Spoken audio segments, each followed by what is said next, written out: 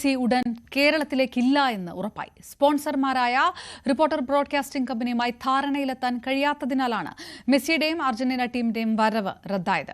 ഒക്ടോബറിൽ വരാൻ കഴിയില്ലെന്ന് അർജന്റീന ഫുട്ബോൾ ഫെഡറേഷൻ അറിയിച്ചതാണ് പ്രതിസന്ധിക്ക് കാരണമെന്നും കായിക മന്ത്രി പറഞ്ഞു.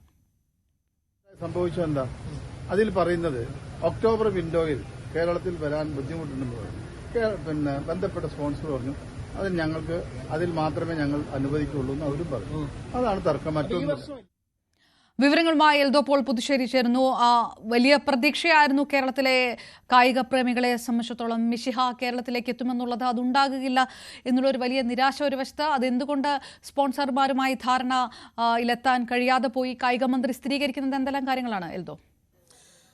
അപർണ, ഇതിൽ പ്രധാനപ്പെട്ട കാര്യം ഇന്ത്യയിലേക്കുള്ള ലയണൽ മെസ്സിയുടെ സന്ദർശനത്തിൽ ഏറ്റവും ആദ്യം മുതൽ ചർച്ചയിൽ വന്നത് കേരളത്തിലേക്കുള്ള വരവായിരുന്നു. ആ കേരളത്തിലേക്കുള്ള വരവിൽ ഒക്ടോബർ മാസത്തിൽ കേരളത്തിൽ ലയണൽ മെസ്സിയും സംഘവും കളിക്കുമെന്നുള്ളതായിരുന്നു കായിക മന്ത്രിയുടെ ഉൾപ്പെടെയുള്ള പ്രതികരണവും അഭിപ്രായ പ്രകടനങ്ങളും. ഇതിനിടയിൽ വരില്ല എന്നുള്ള റിപ്പോർട്ടുകൾ വന്നു. സ്പോൺസർഷിപ്പ് തുക നൽകുന്നതിൽ താമസം വന്നപ്പോൾ അവിടെയും പ്രശ്നങ്ങളുണ്ടായി.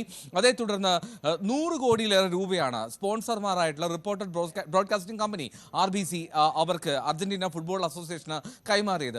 ആകെ സ്പോൺസർ തുക ഏതാണ്ട് 350 കോടിയിലേറെ രൂപയാണ്. ഇതിൽ ഏതാണ്ട് 30% തുക കൈമാറി വരവിലേക്കുള്ള വഴി തെളിയിക്കുകയും ചെയ്തു. പക്ഷേ ഒക്ടോബർ മാസത്തിൽ തന്നെ, ഒക്ടോബർ വിൻഡോയിൽ തന്നെ ഈ വരവ് നടപ്പിലാക്കണം, സാധ്യമാക്കണം എന്നുള്ളതായിരുന്നു സ്പോൺസർമാരുടെ ആവശ്യം. പ്രത്യേകിച്ചും 2026 ലോകകപ്പ് നടക്കാൻ പോവുകയാണ്. അപ്പോൾ ആ ഒരു സാഹചര്യത്തിൽ ഇന്ത്യയിലേക്കുള്ള വരവിനുള്ള സാധ്യത വീണ്ടും തുച്ഛമാകാനുള്ള സാധ്യതയാണ് കൂടുതലാവുക. അപ്പോൾ അതുകൊണ്ട് തന്നെ ഈ വർഷം തന്നെ ആ പര്യടനം, ആ സന്ദർശനം നടപ്പിലായില്ലെങ്കിൽ അതിനുള്ള സാധ്യതയില്ല എന്ന് ഏറെക്കുറെ ഉറപ്പായിരുന്നു.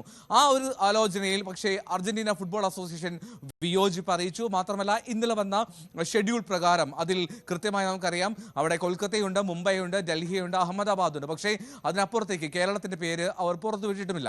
അപ്പോൾ ഇനി മനസ്സിലാക്കേണ്ടത് ഈ 100 കോടി രൂപ ചെലവിട്ടത് അത് നഷ്ടമാകുമെന്ന് തന്നെയാണ് ഏറെക്കുറെ ഉറപ്പിക്കേണ്ടതും. ഇനി കേരളത്തിന്റെ സ്പോർട്സ് മിനിസ്റ്റർ നേരത്തെ സൂചിപ്പിച്ചതുപോലെ സ്പോൺസർമാരാണ് ഇതിൽ ചർച്ചകൾ നടത്തിയത്. ഇതിൽ കായിക വകുപ്പിനോ കായിക മന്ത്രിക്കോ കാര്യമായിട്ട് ഇടപെടലില്ല എന്നുള്ളതാണ് സ്പോർട്സ് മിനിസ്റ്ററിന്റെ ഓഫീസും നൽകുന്ന സൂചന. അപ്പോൾ അങ്ങനെ നോക്കുകയാണെങ്കിൽ എന്തുകൊണ്ടായിരുന്നു ഇത്രയും നാൾ കേരളത്തിലേക്ക് മെസ്സി വരുന്നു എന്ന് കൊട്ടിഘോഷിച്ചത് എന്ന് മാത്രമാണ് ചോദ്യമായി വരിക.